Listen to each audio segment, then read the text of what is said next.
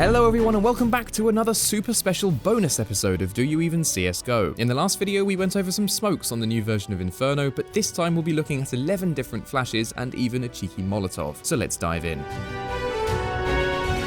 Starting off on the CT side, here's an easy way to flash mid and go for an aggressive peek. Just line up your crosshair with these two roofs and the flashbang will bounce over and blind anyone holding the angle. With some practice, you'll be able to throw this nice and quickly to get that early round advantage. Next up, a nifty little pop flash out of cubby designed to blind anyone pushing arch. Stand in this corner and line up with the shadow to make sure the flash bounces far enough out to blind the terrorists. To get the same effect from the other side, walk into this pallet, line up your crosshair with the middle of this piece of roof and right click to do an underhanded throw. The flash will bounce just around the corner and blind those pesky enemies. Our last CT flash on A is a great pop flash out of pit. Stand in the middle of these yellow doors and throw the flash so it bounces off the open door of apartments. It'll pop right in the faces of anyone pushing up short, and assuming you've watched the previous episodes on aim and recoil control, you should make pretty easy work of them. On the B side, you'll often want to peek banana aggressively at the start of the round. To do this more safely, you can use pretty much the same flash as on the old Inferno, throwing it against this wall while running and instantly peeking behind it. To flash the terrorists that have already made it to top banana, run towards this wall and throw the flash just as you cross the metal drain on the floor. It should pop just around the corner and blind them up nicely. The classic first orange's pop flash is more or less the same as it was before, but you need to be more precise when throwing it now. Be sure to line up your crosshair between the third and fourth rivets, otherwise it won't clear the stack behind you. This remains a vital flash to know when playing on the site as a CT, and you should definitely add it to your arsenal.